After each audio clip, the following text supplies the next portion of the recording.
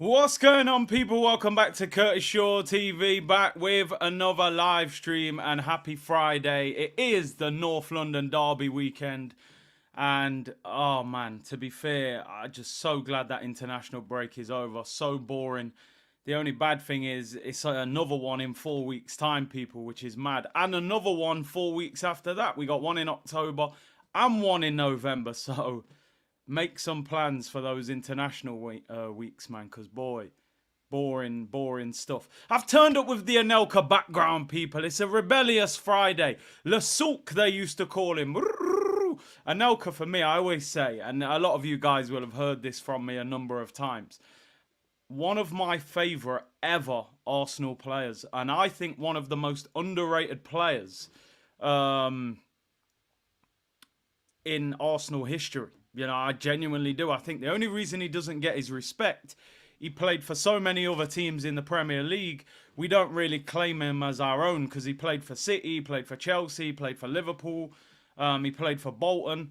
What a player. You listen to what these guys say about him, Ray Parlour and that, saying he had more potential than Thierry Henry, which is crazy to think about that. That yellow top as well, as you said. Madness. I had that top as well. I actually had about 4 JVC tops, and now I can't find any of them. It's crazy. But listen, big up to everyone tuned in. Hope you're well. Happy Friday. I was just listening into Turkish's show as I was in the car, so apologies for being a few minutes late. But we're here, people, and Arteta's done his press conference, which I don't know if that's a good thing or not, to be honest, because I'm pretty sure he's waffling. I've seen a few quotes. It looks like we've got no clarity on the Martin Odegaard situation, which I knew this was going to happen. They will not announce before a North London derby whether that guy is available or not. I think we all know that Odegaard's going to be out. But, hey, big up Turkish reminded us to come over. Big up, big up, big up, big up. OG's back on Monday, by the way, and we're going to have a lot to talk about after the derby, that is for sure. Listen, it's that time. It's that time. I think we've yeah, big up, man. I heard him going mad about the quotes. I spoke to him about it yesterday, so big up Turks, man. This is a very different North London derby for Arsenal. This is a very different North London derby because most of the time, if you look at the fixtures, we always seem to play Tottenham at home first, which is one thing. And then I genuinely think this is a must-win game for Arsenal. Big up Turkish in the chat. Hope you're well, my brother.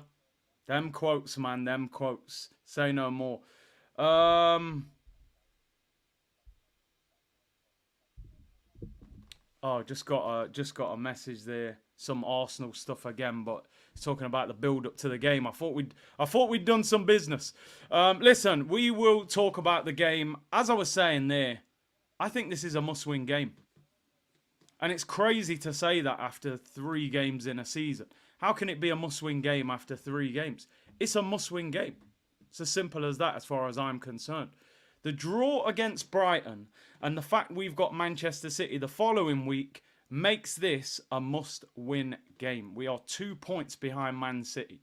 If we don't beat Tottenham, let's say we even draw the game, Man City play Brentford at home. That's Haaland FPL points galore again, by the way. They're going to win that game, barring a miracle. That would put them 4 points clear if we draw and they win. They play us next week. If they were to beat us 7 points behind City after 5 games, I mean, look, I don't want to... That could genuinely be league title over. When have you seen Arsenal 7 points behind Man City? We've been 8 points ahead of them and not won the title. So 7 points behind them, not happening, bro. That's like Usain Bolt being in front of you with 20 meters to go. You are not catching him. So we've got to go and beat them. We've got to go and beat them. Somebody said to me, would you take a draw? I wouldn't take a draw. What does a draw do for Arsenal? Not a lot, to be honest.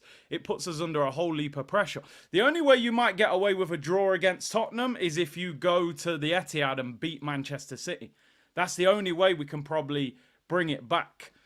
in my opinion. That would put us 4 points behind them if they won, and then beat them, you're back to 1. So, listen, if we do draw with Tottenham, you've got to beat City. That's the only way you can get away with it, in my opinion.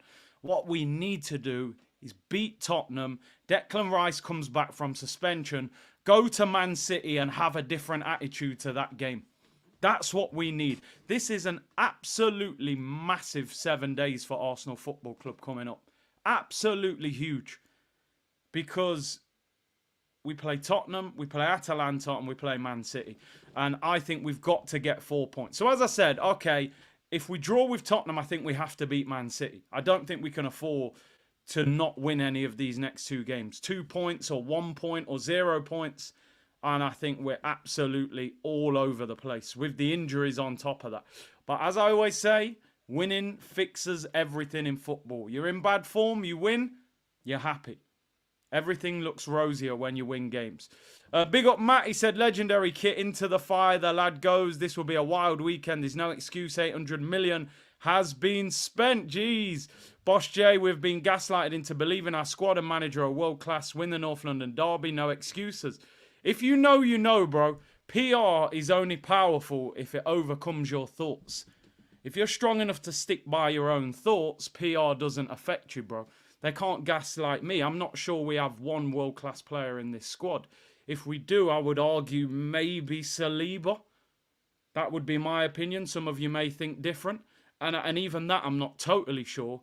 And the manager's not world-class. He hasn't won anything major. So I think we have a lot of potential in the squad. And I think the manager has a lot of potential.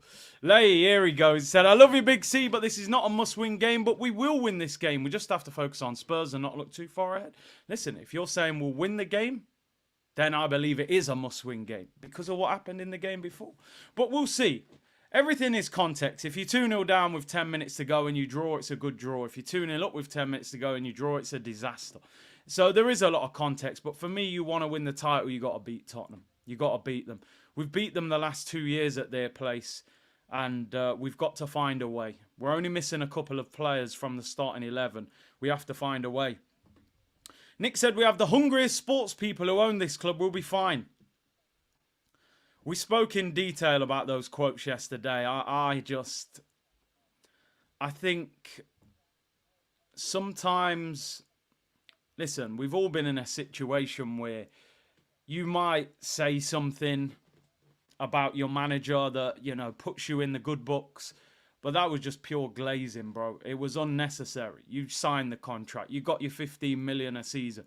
You could have said they're good owners and they really want to do well. To say they're the hungriest owners in sport was just, for me, way too far. Way too far. You've been at Manchester City. You know what success looks like, Mikel. You didn't need to do that. And what you've also done there is put more pressure on yourself because people like me at times were separating Mikel from the ownership and going, boy, you're being let down by the owners, though. But when you glaze them like that, for me, you go in the same category as them. So that's where I'm at with it. Some people might think different. Dre said we don't have any, not even Saliba as yet. Let's be real. I mean, it's a good debate to have. Maybe we'll do a show about that during the next international break. Who is world class? Like and subscribe, people. Like and subscribe. Big up to everyone locked in. It's Friday the 13th, people. If you believe in them things. I don't believe in them things anyway. You know, make your own look in life at the end of the day, people. Turkish said they definitely asked him to say that. I mean, did they ask him to say that? Part of me thinks he said it off his own back. Like, he's probably sitting there. Let's keep it a book, right? Let's keep it a book. Assistant managers at top clubs, they don't get crazy money, you know. They don't get crazy money, assistant managers, most of the time. I would imagine Arteta might have been on £1 million a season at Manchester City. Something along those lines as assistant manager. He's now on £15 million a season for 3 years. He's going to make £45 million over the next 3 years.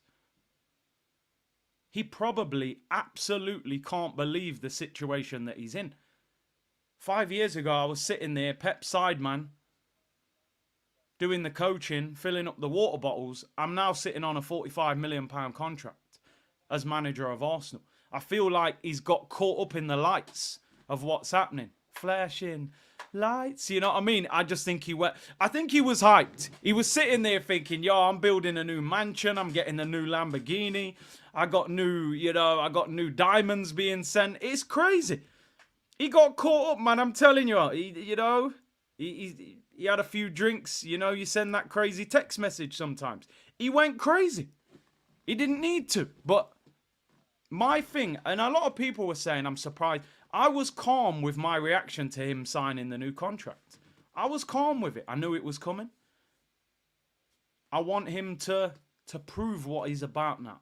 That's where I'm at with Mikel Arteta. Talking's over, bro. Playtime's over. They've rang the bell. You got to come in now and do your work. We was all vexed as kids when the bell rang and you had to come back in for double maths. You were fuming. I don't want to do algebra. I want to finish this football match with my friends. The bell's rang. You got to go back to classroom, bro. It's time to get your GCSE. I want to see the results. I'm not interested anymore in competing. I don't want to hear about the young team. And I was such a young, lovely team. I don't want to hear about project. Don't want to hear about process. I don't want to hear about contracts. This is your squad. You've spent $750 million. You've had 5 years to lay the foundations. Go to work. Go to work. Ten Hag's one more. Listen, and I don't rate Ten Hag at all, by the way. I think he's absolutely rubbish. But he has. He has. But listen, it's time for him to show us what he's about now. So we will see. This season is going to expose the frauds. And I think it will expose a lot of people this season. This season's going to be very difficult. Let's get one thing clear. This 2-horse race has turned back into a 3-horse race. I mean, it was a 3-horse race until April last year. But I feel like Liverpool are going to be in the mix unless their squad gets exposed and they don't have enough depth. But it could be a 3-horse race. It will be difficult. Not many people thought Liverpool would be in the title race. I think they'll be in the mix. Ronnie said, this is when other managers check our new defence and see what it's about. And Phil said, I feel that Saka has been overrated the past couple of years, but this year he's been moving and playing with more purpose, world class. I'm always very careful about my Saka conversations because it causes a lot of controversy. I think Saka is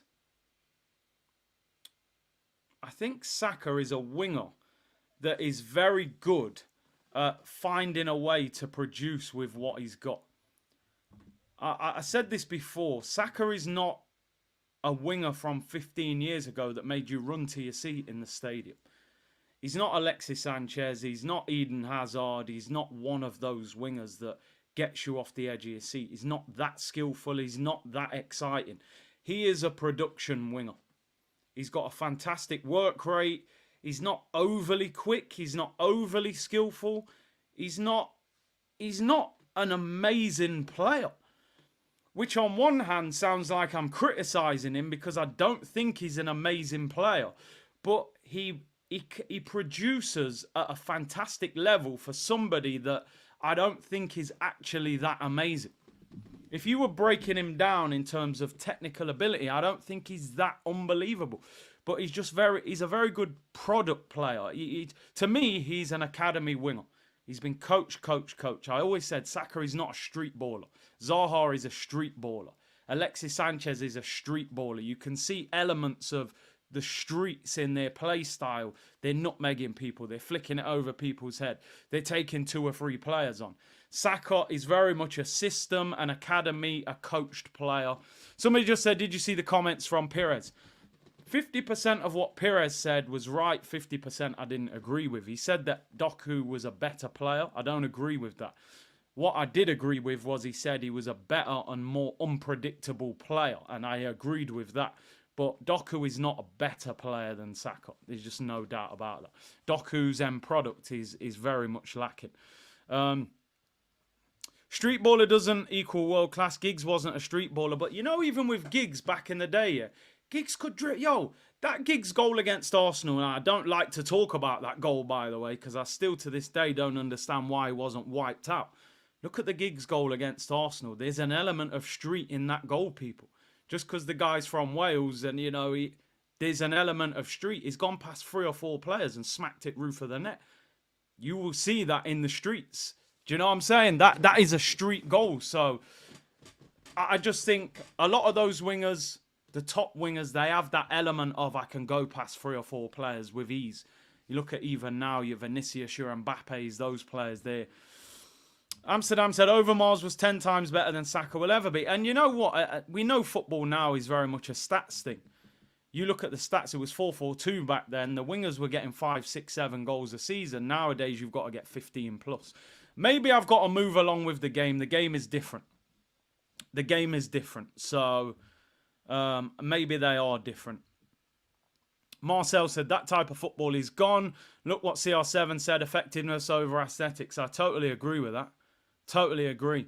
I watched that interview with Ferdinand. He was like, why did you change? What made you change to suddenly becoming a goal machine? He's like, fans didn't care about skills and stepovers and nutmegs. They wanted goals at the end of it.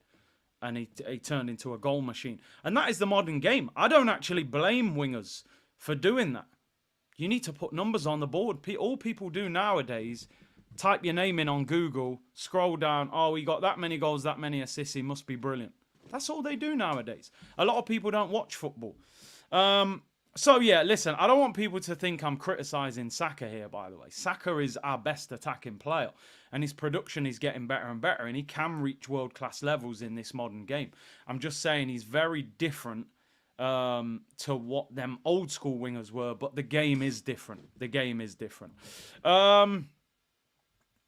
Matt said Arteta's bloated contract is right in line with the contracts we hand out to players. Bloated man's getting paid more than Popper Wenger. Do you know what? Part of me, and this might sound crazy because you guys know my thoughts on Mikel Arteta. I'm still not convinced, but I'm prepared to be patient this season. I'm kind of happy that he signed that contract because I would like to think that the accountability has gone up. If he was running into the last year of his contract, there would be constant pandering to him and, oh, he might leave us and panic. And it would be like, we're hanging on to him. Please don't leave us. You know what? Sign the contract. Take 15 million. We all know the numbers. You're the highest paid Arsenal manager ever. You're the second highest paid manager in the Premier League behind Pep. Take the money. Give him the money. Put him in the spotlight and let's hold him accountable now. Because what a lot of the fans have done over the last few years is found excuses. Oh, he's new. He never might. Give him the money. I'm sitting back. I'm saying, you know what? If he's as good as a lot of people say he is, I'm going to sit back and just watch the show. I'm in the cinemas. I got my popcorn. I got my slush. Let's watch the movie. Is this movie as good as everyone's telling me? Give him the 15 million. I have no problem. I ain't going to watch a next man's pocket. Take your 15 million. Take your new contract. Take the spotlight. But we expect something in return now. So, do you know what? Give it him. Give it him. They wanted us competing. We're competing. Now, get over that final hurdle. If you can't, then there has to be actions at the end of the season. So let's see. But there won't be, by the way, because as long as we get top 4, he won't be going anywhere. Ian said, if you get rid of Arteta, you regret it. Why? Why will I regret it? I'm not saying we should get rid of him, but I'm saying what would I regret about him going? What's he won? He's won 1 FA Cup in 5 years. Now, if he wins the title this year, that's different. But no, I wouldn't regret it. I'm going off facts. I'm going off what he's produced, not what we think he might produce. Gunnar Roller said, Saka's main talent is his brain. He has an abundance of talent, has learnt to pace himself for productivity and effectiveness baller. Listen, let me just flip it the other way now, because there'll be people here going, oh, you're criticising Saka. Saka is mature beyond his years. That's why he's such a good football player. It's not because he's unbelievably fast or skillful or exciting. It's because he understands what to do at the right moment. He's become a master of that in-swinging cross, which Havertz is now getting on the end of. We haven't had a striker for a few years that's good in the air, probably since Giroud. So he's got a fantastic in-swinging cross now. He's finding more ways of cutting onto the left and getting that shot off.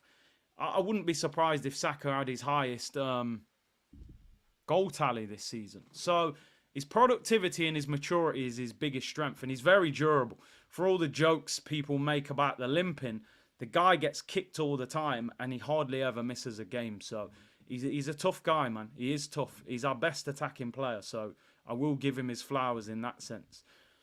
And when you look at the way Martinelli's game has dropped off on the left-hand side, Saka's has not dipped since he's been at the club. And I actually thought at one stage Martinelli's potential was higher than Saka's, and I'll hold my hands up. That was, that was way off. Big up Lay, he said, almost 3 years a member. Some of us were here when C started in his with his phone in the car. Great community, diverse opinions. Where is the iced tea? Do you know how crazy that is that you say that? Yeah. Do you know how crazy it is? We got iced tea in the fridge. And I ain't advertising, by the way. Lipton iced tea, peach. Can you even... Oh, it's Lipton. I've already... But we got iced tea. We're here. You've been here since the car, man. You've been here since the car. We come a long way, people. We come a long way. The next thing, we need to get the studio. That's the next upgrade. The clock, the fridge, the shirts on the wall. It was real ghetto, I can't lie. It was real ghetto. The iced tea's there, people. We got whatever you need. Community settings. Listen, the best thing for me about this community is the diverse opinions. I never wanted a community where you all just, everything you say we agree with. You lot will check me in the comments. And I respect that. I respect that. That's the beauty of this community. Freedom of speech, people. Freedom of speech. Big up Tyler Jenkins, new member. Appreciate that. We'll have to do another member stream, actually, in the next couple of weeks. Right, I've been on for 21 minutes. I actually haven't started even talking about any of the subjects. Am I waffling? I don't know. It was good. It was good conversation. It's flowing. It's flowing. Right, let's talk about the game. It feels like Arsenal haven't played for ages, by the way. I can't wait. Man said the Range Rover. Listen, have you seen the insurance on the Range Rover, bro? Insurance on a Range Rover in this country is wild. Let me tell you, I don't know in other parts of the world. In England, Range Rovers, whew, the insurance is crazy, people. It feels like I haven't watched Arsenal play for so long. And I am nervous and excited about the game at the most time, which is this game against Tottenham. I just want to say, somebody said in the comments, by the way, about the Turkish comment, that he was on a show. And he said something about, what was it? Would you take the Premier League for Tottenham winning the Champions League, or none of you winning nothing? That was interesting. What did he say? He said he would take it. Do you know what? I'll go and watch that. I haven't seen the context of it, so I don't know. Let me watch it. I'll come back to you on the next stream. Big up Latte in the building. He said, see you, Nick, we're here. Big up, my bro. And big up Sudge, new member. Hope you're well, bro. Hope you are well. Right, let's get into it. I will get back to you about that. I haven't seen the whole clip, so I don't know the context of how it was asked and said. So let me see the clip, and I'll let you guys know. What did he say?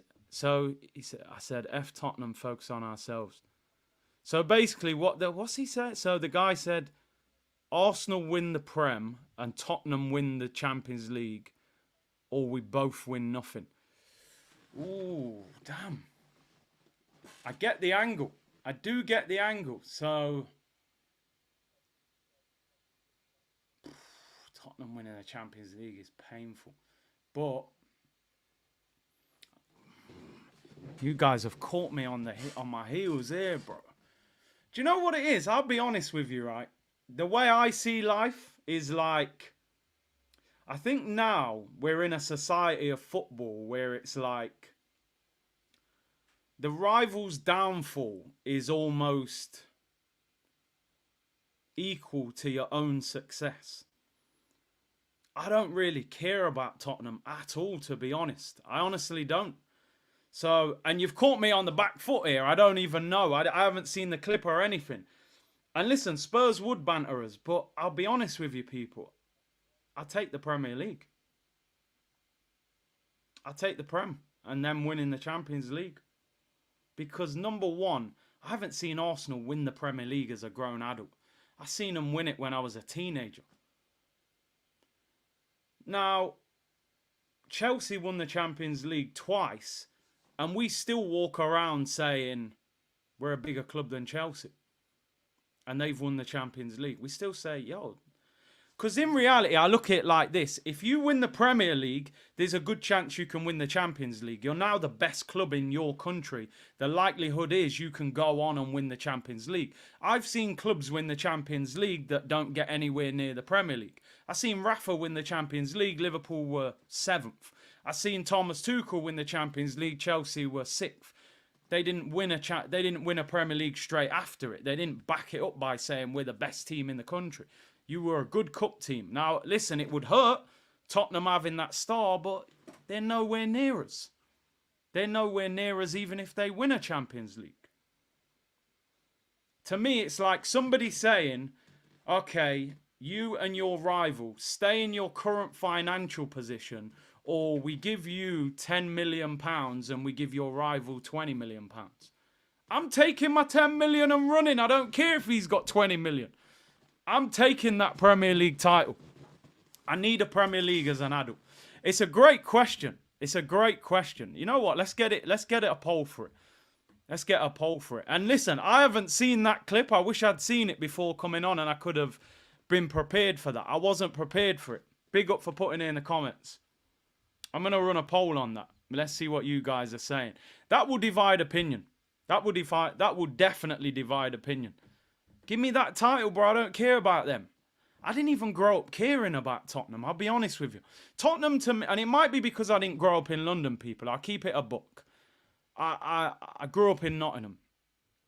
Growing up, I don't think I actually knew one Tottenham fan in the Midlands, where I'm from. I didn't know one Tottenham fan. Not one. Now, moving down south, yeah, obviously there's more Tottenham fans. Apart from logistics, the fact that Arsenal and Tottenham are in North London, Tottenham don't mean anything to me. I don't know about anybody else. Man United were my rivals growing up. Man United was the rivalry, bro. Keown forearm across Van Nistelrooy's head. Keenan via. I don't care about Tottenham.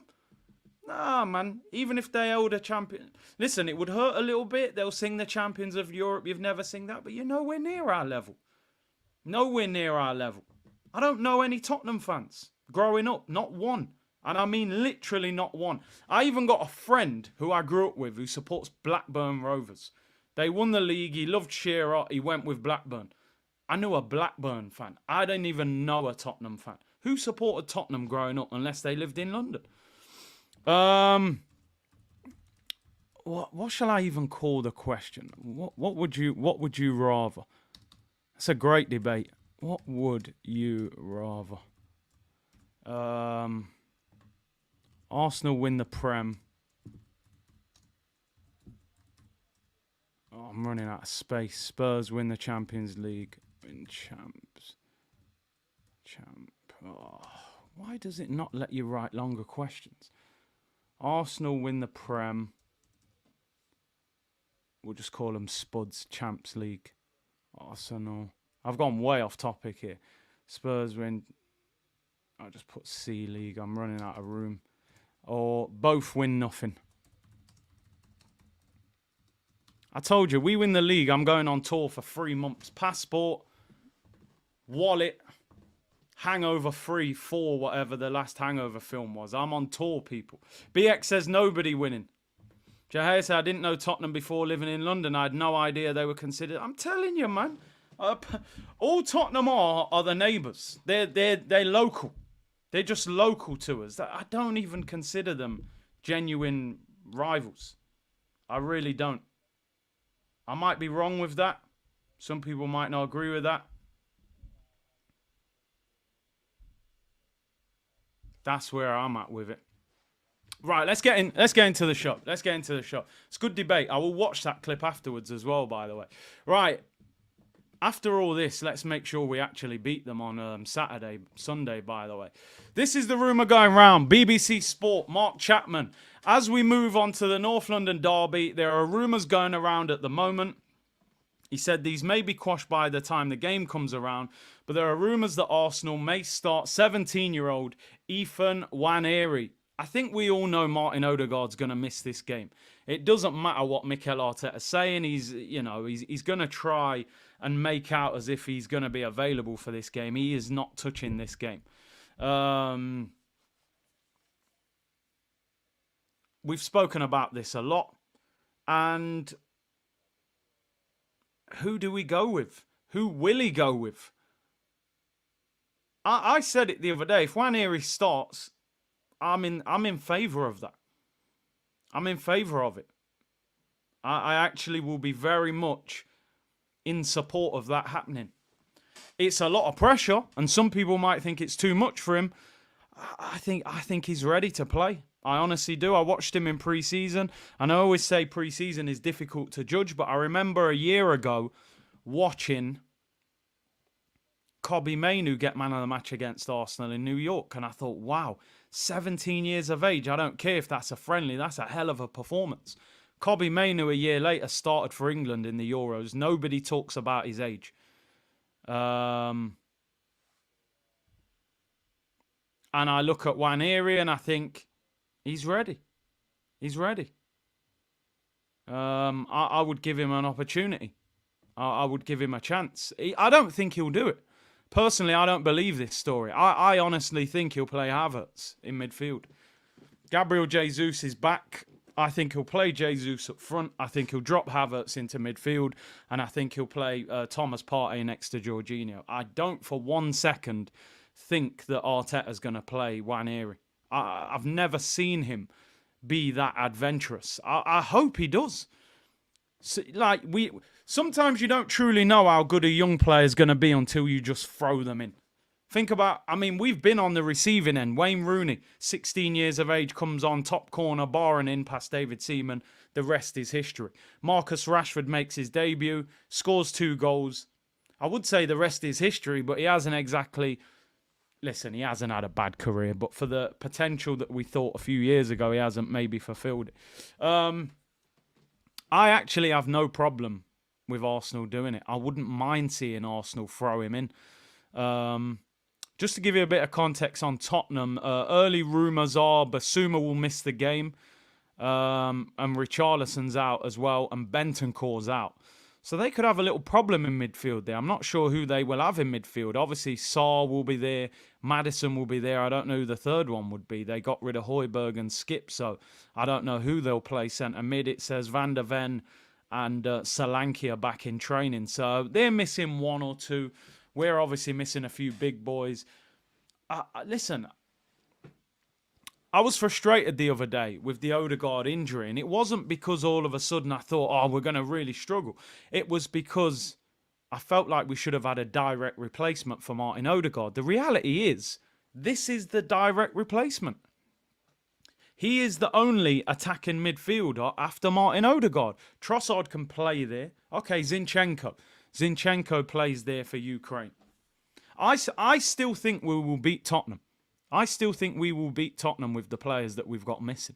I genuinely do. I think the way they're going to play will play into our hands. I think when you look at Arsenal, we've tended to drop points against teams that sit back against us. If you look at last year, Villa hit us on the break, sat back, hit us in transition. Fulham did the same. West Ham did the same.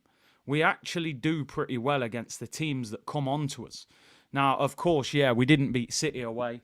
That's a little bit of a different game. But I still think we can beat this Tottenham team. I really do. And listen, I don't like the midfield. If he plays Jorginho and Thomas Partey, listen, what you don't want is those guys marauding around the pitch and running everywhere, because we know that physically Jorginho is not that strong.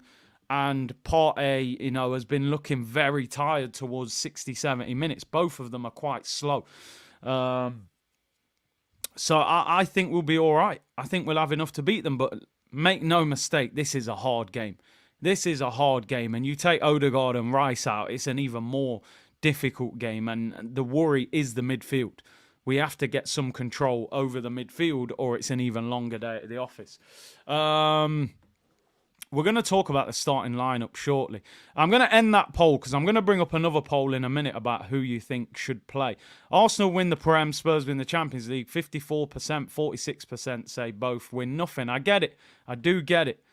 The next poll will be about who do you think should play in that attacking midfield role. Do you go with Nwaneri, direct replacement? Do you play Zinchenko, who plays in that role for Ukraine? Do you drop Kai Havertz back into that role and play Jesus up front? That gives you maybe more experience. But Havertz has not done well in that role last season. Do you go with Trossard, who I think could play that role? Cesc Fabregas was on a podcast with Gary Lineker yesterday. He said Trossard in the 10 is the best answer because he can shoot from distance, low centre of gravity, but he hasn't looked great when he's played there. Or have you got a crazy wild card? Would you know, some people are saying put Sterling in the 10, but personally I wouldn't do that. Julian suggested Saka as Cam. I mean, I like Julian. He's a funny character, but, you know, football opinions, I'd stay away from him. I'm not going to lie.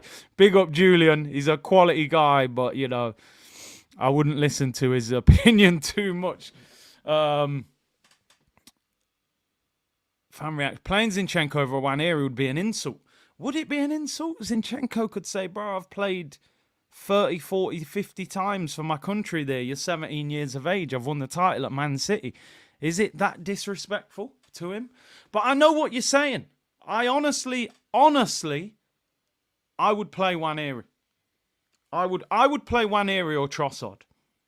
That's what I would do. I would play Nwaneri or Trossard. Because I like Trossard in the team. And I think centrally he offers you something different. He'd be hard to pick up. He can shoot with both feet. I think he's good in the middle of the pitch. Higher up, but in the middle of the pitch. And I do think that Havertz needs to stay up front. I don't want Havertz to drop back in. But so it's interesting. It is interesting. Nwaneri is fearless and hungry. I agree. I think when you're that age, you don't care. You know, I used to go on holiday when I was a kid, 13, 14 years of age. I'll go on the highest slide at the water park. I'll go on roller coasters that flip upside down 4 times. You know, I'll go on anything. I remember 13, 14, I go on holiday. Biggest roller coaster? Yeah, no problem. Walk up to it with a smile on my face. Now, I'm going theme parks. I'm looking. I'm like, yo, that screw don't look like it's screwed in properly. You sure that's not going to fall down when I go up it? And I'm looking at the slide like, yo, if I go down that too quick, are you sure that can't flip me over the edge and that? When you get older, you start questioning things a little bit more. Do you know what I'm saying, people? I'm thinking, raw, 13, 14, I was on the biggest roller coaster going backwards and upside down 4 times. Now I'm looking like, yeah, man, but I've seen them videos on TikTok, man, where people getting stuck upside down. No, I'm cool, man. I'm not going on that. I'm not going on that. I'll go on the teacups that go round and round. I'm not on it. You get older, you get a little more cautious, people. I'm telling you. Dre's saying I'm old. I call it experienced. I'm too experienced to be taken for a stroll. You know them big tunes there on a Friday, people. It comes with experience. I've seen them videos on TikTok, people stuck upside down on roller coasters and, nah, man, I'm not on it. I've been on enough roller coasters. I'm good. I'll go on something that's on ground level. I'm cool, people. You know what I'm saying? I go to them roller coasters now. I'm like, nah, man, that one don't look too good. And the way it just bumped over that. And no. I just went Disney World in the summer. I was very selective about what I went on. Let me tell you, people. Very selective. See things up in the sky, flipping round. And I said, nah, I'm good. You know what I mean? I've been through a lot to get to this age. I ain't risking it on some stupid roller coaster that some guy probably ain't checked properly because he's rushed home from work. I'm good, people. Throw Nwaneri in, man. Dash him in there. But I don't think he will. Arteta's not that kind of reckless character, is he? I don't see it. But I think it would be a good idea. Can we get the Eddie and Nketiah green screen? To be fair, you know, I did say when Eddie left, we'd throw a party. But because we didn't sign anyone crazy on deadline day, it kind of dampened the mood. And Raheem Sterling, yeah, a little cultural tax was attached to that, but it wasn't enough for me to throw a party. If he'd have announced Nico Williams or Gyökeres or something like that, we'd have probably had that party that night. But nah, not for me. I wasn't fully convinced with that transfer window, so now I'm good. C Unit, we here. Big up yourself, Latte. We here, people. We ain't messing around. Sudge, big up yourself. New member, bro. Appreciate it. Carl said Tottenham's rival should be West Ham, Palace. And bro, come on. Let's put it into context. Our downfall in the late Arsene Wenger years then pulled up Tottenham. We gave them, you know, when your brethren can't climb the wall and you put your hands together like that and you tell him, yo, put your hand there and you dash them over the wall. That's what we did to Tottenham. We brought them back in the mix. I didn't even know nothing about Tottenham when I was growing up. I knew they had a little Klinsmann or a Ginola or a Les Ferdinand. Tottenham, West Ham and them teams there, that's your peoples that you're fighting with. I'm fighting United, bro. But we gave them a leg up and brought them back in. And, you know, because we were poor, they got better. And we need to get away. I ain't interested in them. Real talk, I'm not. Yeah, on the derby day, yeah, we've got to turn them over to let them know what's what. But overall, look up, don't look down. I'm looking at Man City, bro. I ain't interested in anybody else in the Premier League. What's happening with Man City? The first team I check on a Saturday, how did they get on? Man City. Usually they've won. As Haaland scored, you know, I need my FPL points, triple captain and that. I ain't interested in any team in the league apart from Man City. The court case has started, but I don't see nothing happening from that. They're going to turn up with more lawyers and solicitors than O.J. Simpson. It's going to be crazy. It's going to be crazy. Even Leicester are bussing case, so of course Man City will get away with it. I'm triggered. What's that poll about? Oh, it was something that happened on a show, so I wanted the opinion. Phil said, how about Zinni? Just keep Zinni away from our defence. I honestly think Zinni is a good footballer. I've always said it. Is Zinchenko a good footballer? 100%. In fact, I said this before. Zinchenko is probably, after Odegaard, one of the best passers in the team. Don't get me wrong, he gambles a lot. So at times he gives the ball away too easily. That's the problem. Yo, I'm like 52nd in the FPL. Let me just get the FPL up quick. I'm quite happy. I think there's 900 people in the league. I'm 52nd. I just made my transfers because I had Odegaard in there and he ain't done nothing. And obviously he's injured. What's going on with this, man? Why won't it load? I want to see who's top of the league. Why is it asking me to sign in? I can't even remember. I'm going to have to bring that up later. Next show, I'll bring that up for the watch along.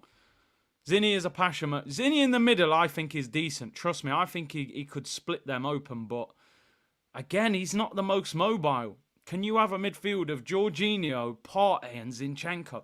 That is a slow midfield. Very slow. So, yeah.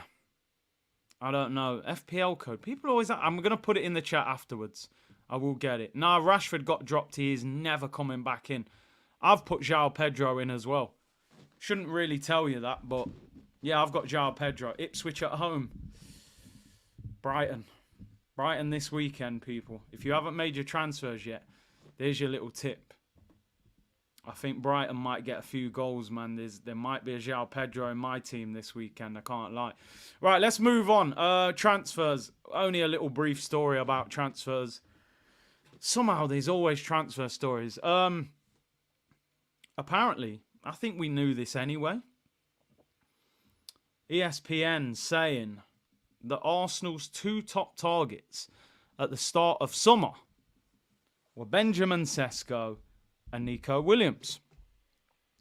Very different circumstances surrounding both players, but again, it does bring up questions. Two players that one had a 50 million release clause, Nico Williams. One had a 55 million pound release clause in Benjamin Sesko. You really, and I'm not going to harp on about these two for too long because the reality is we didn't get any of them, so who cares? But I think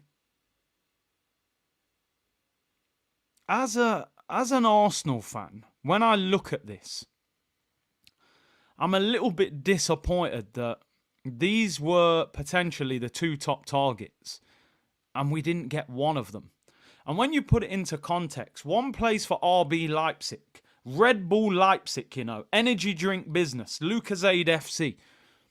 And Nico Williams plays for Athletic Bilbao. No disrespect to Bilbao, they're not a giant in Spain. Now, Nico Williams, I think he goes Barca next summer. So just from what I've read and things like that, I think Nico Williams just said, look, and Nico Williams' agent has actually said today, Nico decided to stay at Bilbao for another year. He said we couldn't put a gun to his head and force him to move. So the agent obviously wanted him to leave because he would have got paid. Williams obviously said, listen, one more year. They just won the Spanish Cup. He's in the same team of his brother. He's just won the Euros. He's happy in Spain. Barca didn't get the deal done. They didn't have the money.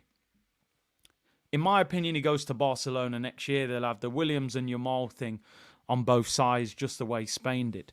But I'm looking at it from the outside. And again, people will say, why are you comparing us to Man City? My mindset is, if Manchester City's two top targets were Benjamin Sesko and Nico Williams, who, let's be real, before that Euros, Nico Williams' reputation was not that big.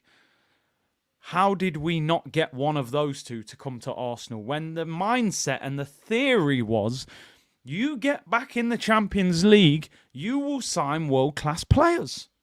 That's what they told us. You will get world-class players if you get back in the Champions League. Now, I would argue these two players are not even world-class players. Sesko's nowhere near world-class. Nico Williams is very good. He had a very good Euros. I mean, Salman said Nico promised his brother and family he would stay for one more season. He was never going anywhere, but next year I expect him in Barcelona. With Williams, I kind of get it. It was difficult. I think there was a lot of emotion attached to it. He won a cup last year with Bilbao. He won the Euros. His brother's there. He wants to stay. With Sesko, I'm like, bro, how are you not getting Benjamin Sesko? Like Cisco, Fong Song Business. How are you not getting him out of RB Leipzig? He's had one season at a decent level, and we couldn't get him out. That has to be a concern for me. That has to be a concern, how he felt comfortable enough to say no to us, to stay at RB Leipzig. Now, I actually don't think he's that good, but it's concerning if we can't get two of our top targets. It really is. Is that down to Edu? Is it down to the Kroenkes? Again, I always say there seems to be people who don't do their job properly and get away with it. So, yeah, Drew Hill settings, man. Cisco couldn't get him. But is what it is. Listen, people, 2,100 in the chat. Get the likes up, subscribe. We're hunting down that 100K today. No, today, this year, no messing around. I think his brother just might retire at the end of the season. He was rated for a long time, wasn't he, Inaki Williams? Very quick. He's had some good cards on FIFA over the years with a lot of pace. No one signed Sesko. It's not all about Arsenal, but he was being linked with Chelsea and teams like that. We finished second. They finished Conference League. So you expect us to be able to convince him. I think Arsenal told him, wait one more season. He was never buying big this summer. Thoughts? Maybe. I think the question would be, why were we not going big this summer when we've just got so close to Man City? Surely this was the time. Surely Arsenal's thinking should have been go big now, maybe don't go as big next summer. But I think there might have been financial constraints, which you have to ask, why is that the thing?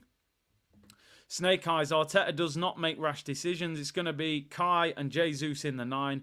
I don't care who Spurs start. We beat them lot. Mark my words. Tot and Watt. Please don't mention them with a big boy. Exactly.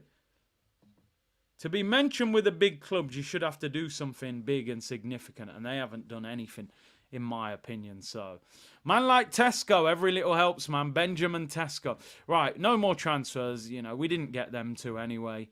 And it is what it is. Let's get into that time of the day, people. What's going on here? What's happened here? Rayo, Premier League, August, save of the month. I never knew they did save of the month. I've never heard of that ever. I thought it was like goalkeeper of the month, player of the month, and manager of the month. It's that time, people. If you're peckish, you won't be in the next 5 minutes. Waffle settings, get the syrup ready. Mickey Rouse, the boss. Rose, that's my nickname. It's all smiles, people. International break. Probably had a nice little break. I did say on Friday, this guy will not tell us anything about Martin Odegaard. Martin Odegaard could be out for 6 months. This guy will say, oh, we'll have to see what happens in training tomorrow. Odegaard ain't playing on Sunday, bro. He ain't playing. He's out for at least a few weeks. It's that time, people. Cone Man music. The Cone Man is back. Cone Man to the world and back, people. Let's get that poll up. Let's turn this into an ATL strip club, people. Who starts in the 10 on Sunday? I can only put 4 options in this poll, which is very annoying. Who starts in the 10 role? Who are we going for? I'm going to put Nwaneri, Trossard, Havertz. Not that I would play Havertz, but I think he will play Havertz. Zinchenko. Anyone else, feel free to write them if you think Sterling or some people are throwing other names. Nwaneri, Trossard, Havertz, Zinchenko. There we go. On Sunday. There we go. Who would you start there, people? I'll be interested to see who you go for. Because there's no obvious answer. For me, out of those 4, the one I definitely wouldn't start is Havertz. I don't want him anywhere near the midfield. I think I would go Nwaneri or Trossard in the 10. I would go Nwaneri or Trossard. Nwaneri would be the wild card. Zinni, I don't know what it is, and I'm kind of contradicting myself because Zinchenko plays there for his country, but his lack of mobility, lack of height, lack of power. Partey, Jorginho and Zinchenko, I mean, that could be the slowest midfield we've had at Arsenal. Do you know what? I'll go Nwaneri. Nwaneri or Trossard. I think Trossard could play the 10. Diminutive, can shoot. I would go Trossard or Nwaneri. Nwaneri would offer us a lot of energy. And he can move, low centre of gravity. And I think it would be exciting for... When's the last time we unearthed a young player? I think it's exciting. I think it's a part of our history and our DNA. Anelka was 17. Cesc Fabregas was 16. Jack Wilshere was 17. Saka was a teenager as well. I think bringing in young players is part of Arsenal's DNA, and I don't think we should be afraid to go for it. I think he's playing in a role where, with the experience of Jorginho and Partey, you kind of free him up, don't make him defend too much, and you say, go and cause them problems. Maybe you give him 60 minutes and take him off. I would go Nwaneri or Trossard personally. That's what I would use, because I think Nwaneri's energy would help with the 2 centre mids who are not the most energetic. So, things are not always black and white. We don't know people at the club personally. Mikel Arteta sees football differently to the majority of fans. We will win. I hope you're right, Thomas. We have to win, in my opinion. We have to, and I think we will. We need experience in this type of game with the toxic atmosphere. Yeah, I mean, I've been there, man. It's not. It's loud. It's loud. It's not. I don't think it's a fortress of an atmosphere, to be honest. Yeah, I mean, they'll be loud. It's a North London derby. You do have to quiet them down, but I think we can handle it. Right, let's hear what he had to say, and I hope this isn't painful to listen to, people, but let's get through it. We'll skip it if he's waffling. On his new contract, I'm really, really happy. Really excited. I think it shows the alignment between the club, myself, and the coaching staff. We're on this journey together. Let's skip it. You're on 15 million a year. Of course you'll be happy. I'm not wanting to be anywhere else. Said I couldn't think of a better place to be to develop my career as a player, to experience an amazing football club. Let's skip it. Let's skip it. On Martin Odegaard's injury, we need some more tests. Let's see what happens in the next day or so. This afternoon probably, and see what happens, what extent the injury is, how quickly we can get him back. He's super positive about everything. We know Martin, he wants to be there every single day. We have to wait and see. Yeah, you're right, Lay. It shows the alignment with his bank. He got a phone call from his bank saying, listen, next time you come to the bank, walk through this door. They'll take you to VIP, bro. You ever go to the bank with a really rich person? The bank really changes, let me tell you. Go to the bank with a millionaire, and it ain't the same as how we go to the bank. We go to the bank, we queue up. Number 4, please. You go there, hi, can I take £100 out, please? Yeah, you know, they don't really look at you. They give you the 100. They slap it in the thing and you scrape it up out of that little metal thing and you walk out. You turn up with a real rich person. Good afternoon, sir. Come this way. You see rooms that you ain't even seen in there before. Leather sofas. Can I get you a drink? You don't even see any cash. You know, it's all... I said, raw, I didn't know the bank was like this. I ain't never seen the bank like this. You know what I mean? It's crazy. It's different. They never offer you a drink in the bank. You go in with a rich person. Yo, the bank opens up. It's like a nightclub in the back. But hey, hopefully one day we'll be rich enough people. We go in them back rooms of the banks. On whether Martin is hopeful that it isn't as bad as feared, he said, I'll leave that to the doctor. He's willing. There's no question. He wants to be present. We need to make sure that we know, first of all, how good he can be or not. He's out of the game. He's out.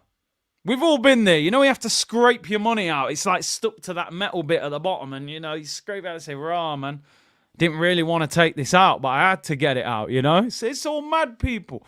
It's all mad. Jay Peraza says, best content, big up Big C, big up yourself, man. Mash said, why Arteta likes to be a politician. He's made for this, bro. He is a politician, for real.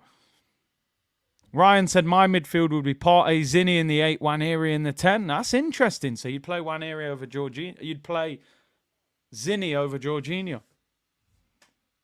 Cannot even get your hand in there. You know what I'm saying? Like them petrol station ones at night when the door's locked. You're trying to scrape out your little drink and chocolate. Right, let me get through the waffle. I don't want to delay people's day.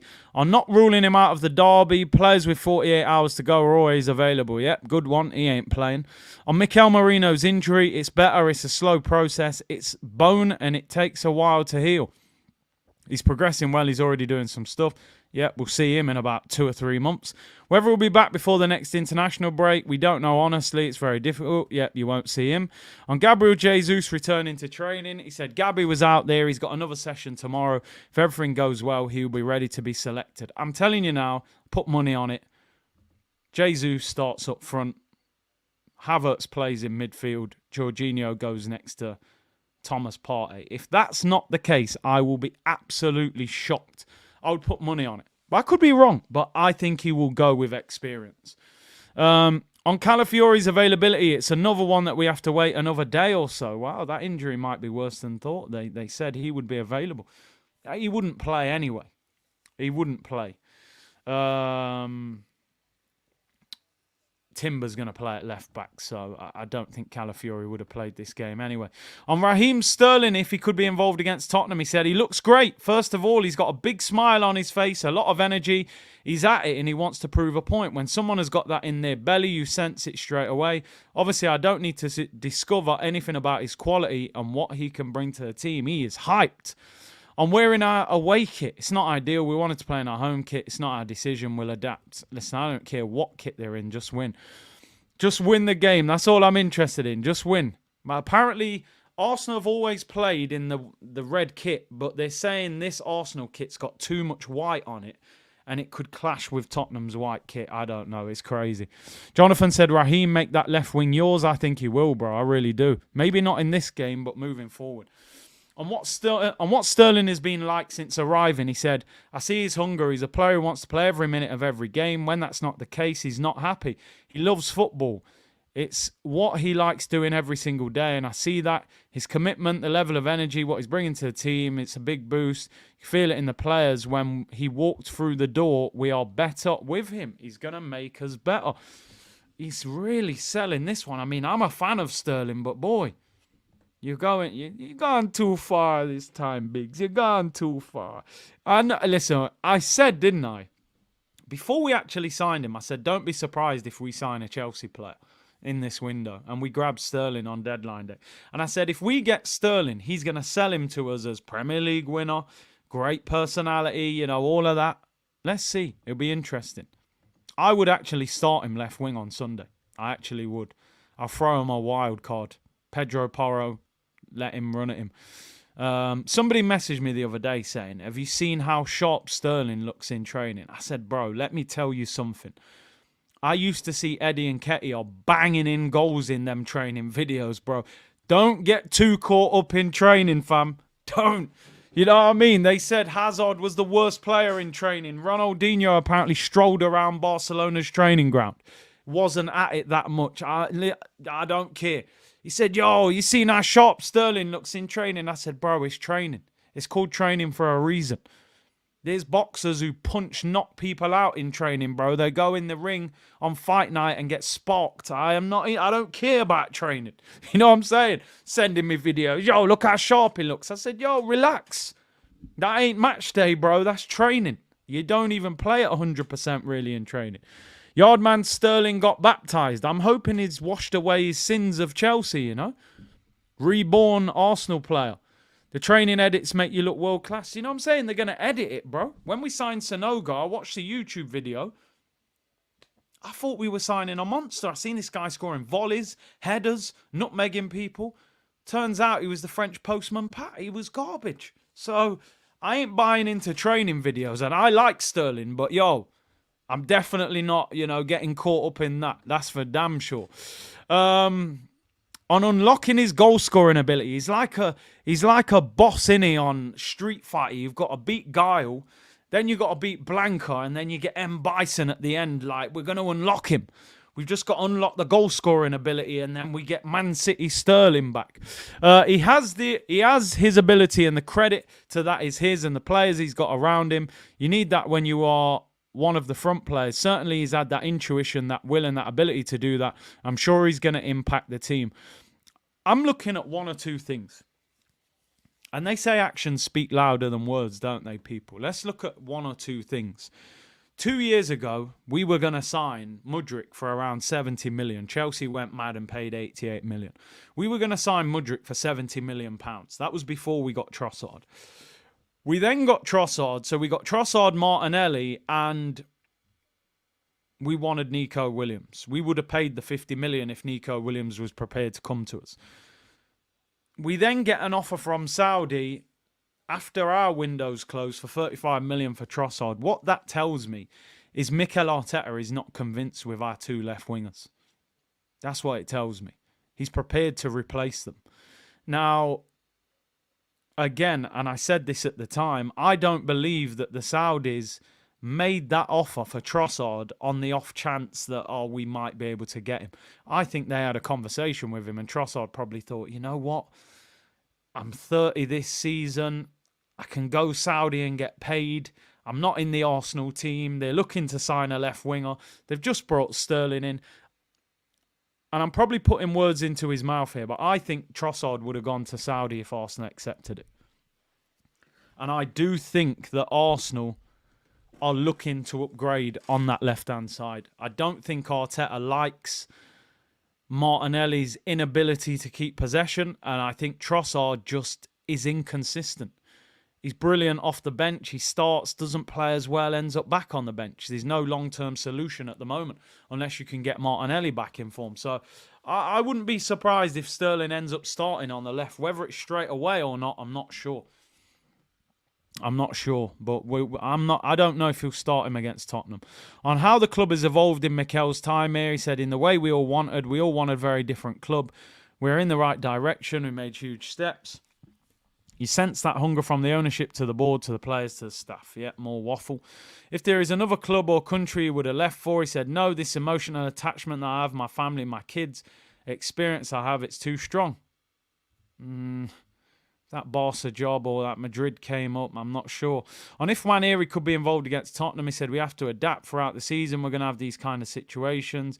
It's very different. The young kids have given us a lot of hope and right reasons to count on them. We need to do it for sure. On his best memory of the North London derby, he said afterwards, when you win at home, you celebrate with your supporters. Let's skip it. It's away. On the respect he has for Ange, I admire him. I respect him. Yeah, we don't want to hear about that. How much Sterling has evolved since his time at Man City. Obviously, in his personal life, a lot of things have changed. Since we were together, the first call I had with him, I knew straight away after 10 seconds we had to bring him because he really wanted it. That was my only question mark. What stage is he at in his career? I knew after 10 seconds, bring him it. I mean, a lot of you will know there was a famous song back in the day called 21 Seconds, So Solid. I got 21 seconds to go. If you let me know. Let me stop there, people. You don't want me to start doing the 21 seconds, 10 seconds, you know. Hi, Raheem. It's Mikel. I mean, even the hi, Raheem, it's Mikel. We must be 2 seconds in already. That's got to take 2 seconds. Hi, Raheem, it's Mikel. How are you doing, Mikel? I'd say we're 4 seconds in already, just on introductions. He's then probably asked him a question. Is Sterling a Pokemon evolving? He said, listen, mate, can you turn from Charmander to Charizard? Yeah, no problem. All right, that's it. I've heard enough. Hey, Edu, he's told me he can turn into Charizard, mate. Get the paperwork ready. Send the fax, get the medical done. He can evolve. He's evolving. Look, I can see him on the screen. I'm on FaceTime. He's turning into Charizard right now. Yeah, look, he's running like Velma out of Scooby-Doo. Get the deal done now. Yeah, forget Nico Williams. Nah, Raheem, we're going to rebirth him and evolve him. That's it, mate. 10 seconds. What a phone call that is. Do you know back in the day when you was on Pay-As-You-Go? You know it was all on Pay-As-You-Go back in the day. You're in the middle of that phone call. It's all flowing. You're leaning back like, yo, yeah, man, what's happening, man? And you used to hear 1 minute remaining. You said, no, what's going on? I think I was on, who was it? What network? I was on 1-to-1. If you're really old school right now, people, I was on 1-to-1 back in the day as my mobile phone network. Some of you might not know that. I was on 1-to-1, then it went to T-Mobile, then I think it went to EE when they mixed with Orange. When you heard 1 minute remaining, you thought, rah! I got to tell you everything I need to tell you in that next minute. Yo, by the way, on Tuesday, I'm going to do this. I'll be there at 4 o'clock. I'm going to do this. Yo, I'm not getting no credit till Monday, man. It's mad, so I'm going to have to let you know everything. 1 minute remaining, man. He said, yo, I got 1 minute left, Raheem. Do you want to sign? Can you evolve? Are you evolved? All right, get the paperwork done. Get him in a car. Let's get the medical done now. Number 30, Raheem Sterling. I've unlocked him. I've completed it. Pokemon Go, people. He was walking around the streets looking for Pokemon. He's evolved him. 10 seconds. What did he say to him in 10 seconds that made him know we've got to do the deal? Somebody should have said, can you tell us what he said in those 10 seconds? I would love to know. And if Mikel can build a legacy at Arsenal like Arsene Wenger and other successful managers, he said, hopefully, yes. But you're talking about the best in the history of football, certainly in this country. My aim and motivation is to be the best version of myself, the best coach in the world ever for Arsenal. What the club needs. We need trophies, bro. What did you guys have? Sefir said, I used to have Vodafone. You know what? I didn't go on Vodafone till I got a lot older. I don't know why. I never got Vodafone for years. I was 1-to-1, T-Mobile. I always stayed away from 3 network. Everyone who ever had 3, they could never get no signal on their phone. I always stayed away from 3. I'm probably destroying myself here because imagine someone from 3 wanted to sponsor the show. And I'm just saying how bad they are, but it is what it is. I never had a pager, though. I never had a pager. I wasn't that old school. But yeah, man. T-Mobile. Oh, BT Cellnet. Yo, that was old school, man. That was old school. T-Mobile flip phone. Prepay. Oh, prepay. Yeah. It was hard back in the day. Everyone now's got contract. Everyone's living good now. Unlimited minutes, unlimited internet, unlimited texts. Everyone's good. They don't know them struggles of putting £5. I used to go in the shop. They give you the receipt. You had to type in a 16-digit code.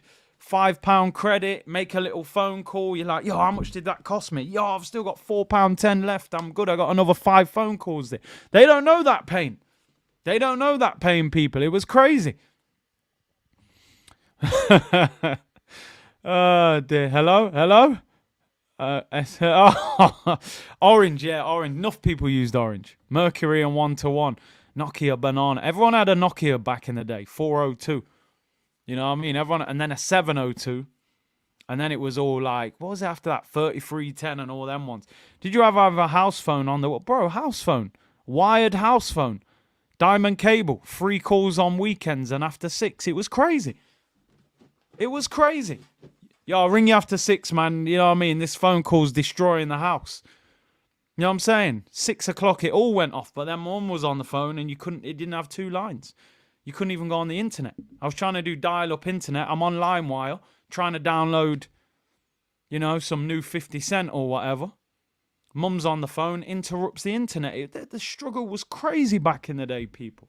It was crazy. Dial-up internet, you know the pain. It wasn't even Google them times. I was using Ash Jeeves and Yahoo. It was crazy. 15 minutes to download one song. These lot now, they don't know. Go on YouTube and just listen to it. Download it. They're good. It's all mad. Them struggles, people. AOL, you know, them old school. It's mad how Google just took over everything, innit? Every search bar. But anyway, I'm way off topic here. Some people thinking, yeah, I've tuned in to listen to Arsenal. He's talking about Ash Jeeves. What's going on?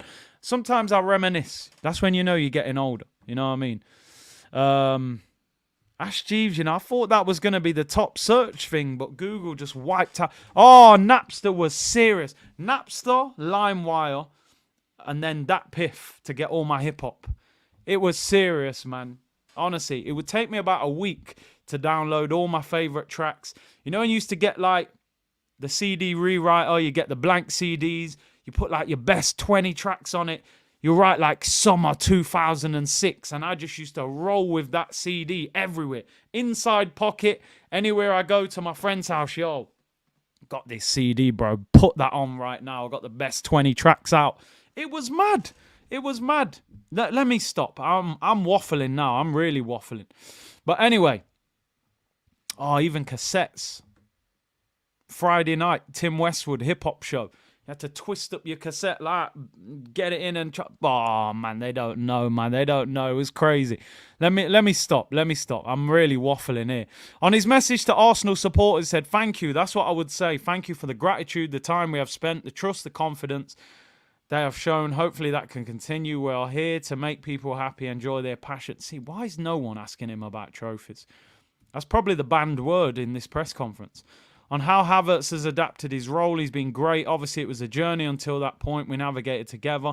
Nobody doubted the quality. The success came because of his character, his personality, how he approaches every game situation, facing it and going for it. It's a joy to have him.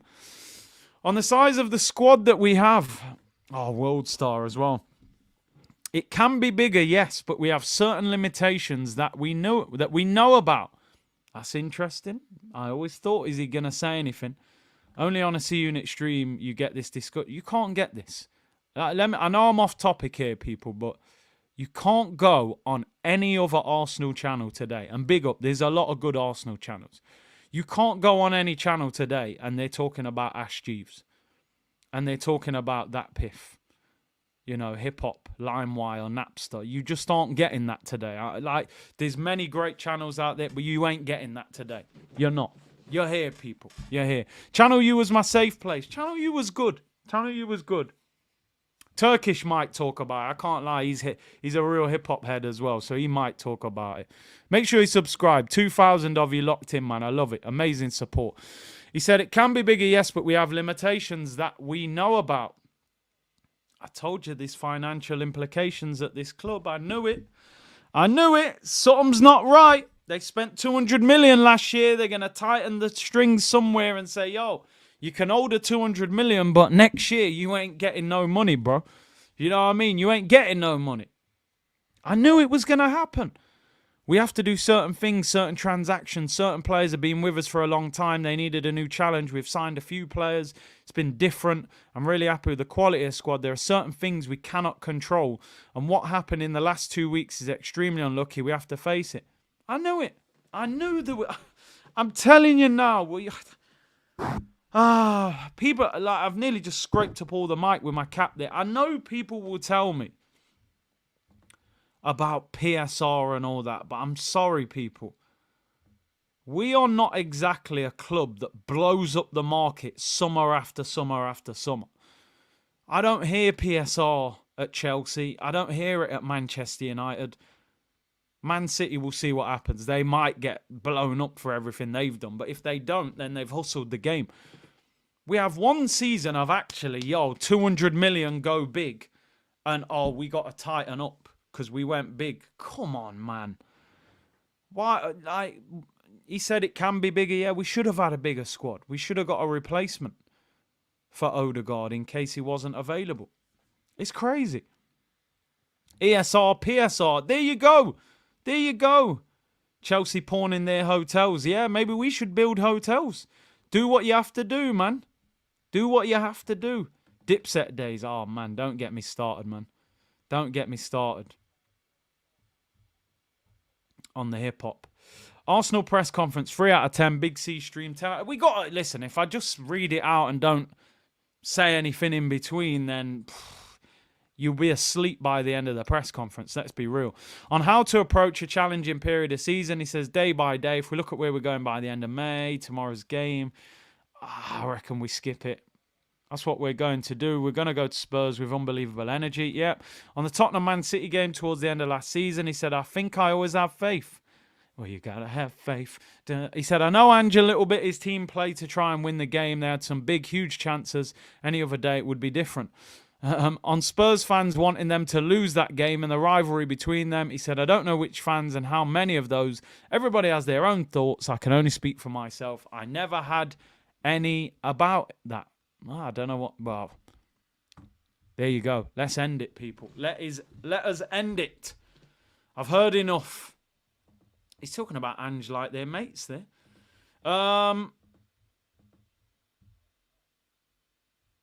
Pure treacle. Oh, pure treacle, people. I'm gonna round up by saying, how do we line up on Sunday? I've got one problem. This website doesn't have Nwaneri. I'm not spelling his name wrong, am I? Nwaneri. Well, they've never heard of him. So, for the purpose of the video, we'll assume Nwaneri's there. I think he will go with this.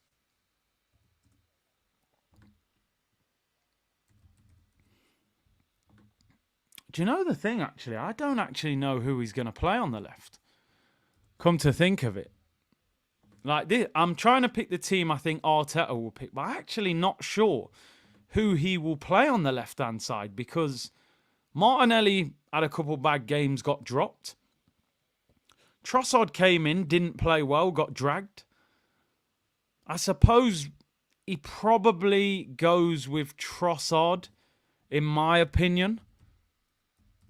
Because I just think he'll say, you've only had one game, I'm not going to drop you straight away. That is probably the team I think he'll pick.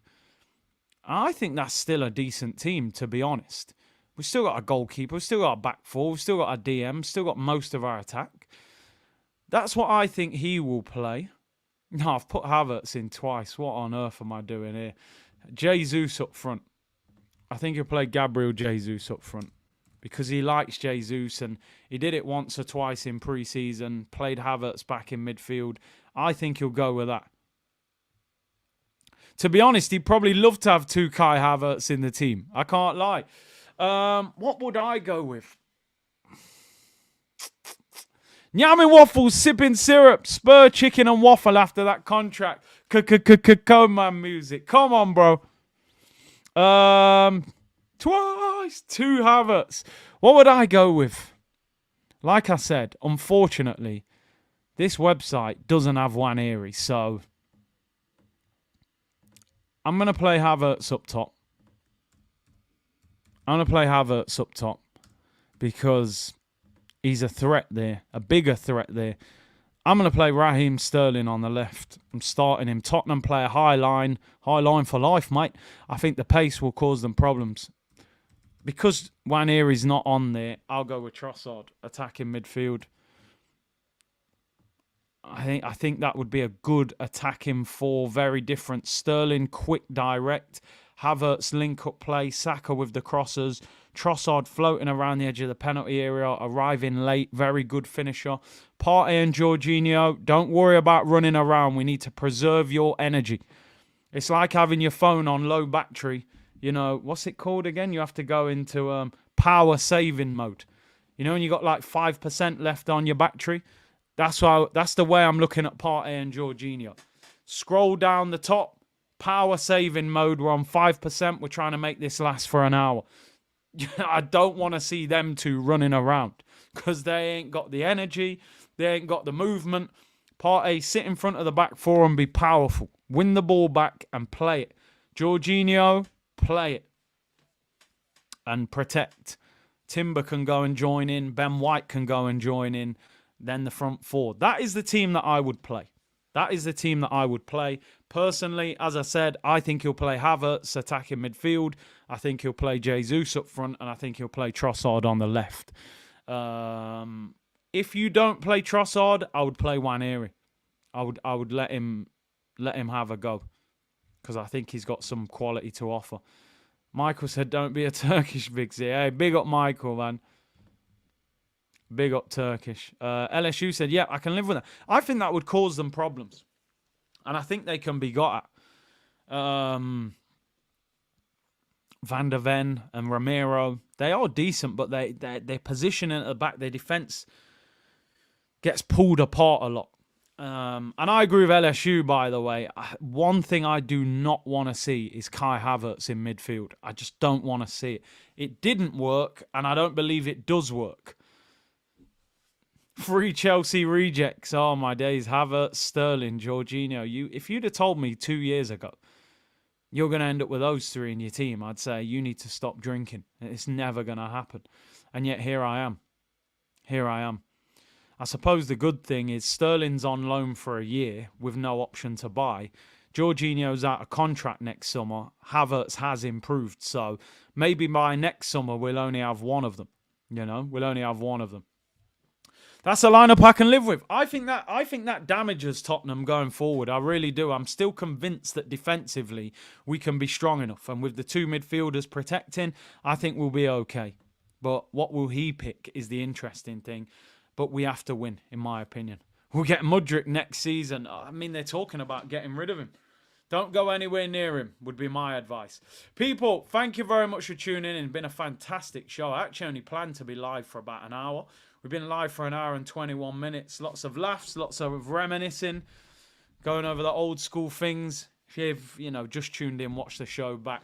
Make sure you hit the like button and subscribe. I may put out a pre-recorded video tomorrow just to keep the content ticking. And then we'll be live on Sunday. It's a 2 o'clock kickoff. Is it 2 o'clock? 2 o'clock kickoff. So I'll be live at 1 p.m. UK time. Make sure you're locked. I might even go live a little bit earlier, just because it's such a big game and I feel like we haven't watched an Arsenal game for weeks. So we'll have a lot to talk about anyway. And obviously once the team comes out, we'll know if Odegaard's in the squad, which I'm almost certain he won't be in the squad. But obviously Arteta's trying to make it a guessing game for Ange. Let me just end with this poll before I leave. What did you guys vote? Who would you play in the 10 role? BBC were reporting Nwaneri is being tipped to start. 53% going for Ethan Nwaneri, 23% Trossard. And after that, you've gone for Havertz, Zinchenko last. I'm with you guys. I am with you guys. I would go with Nwaneri. If not, I would go for Trossard. Will he be brave enough? Listen, people, big up to everyone locked in. Really appreciate your support. Hit the like button and subscribe. And I'll see you all soon, people. Bless.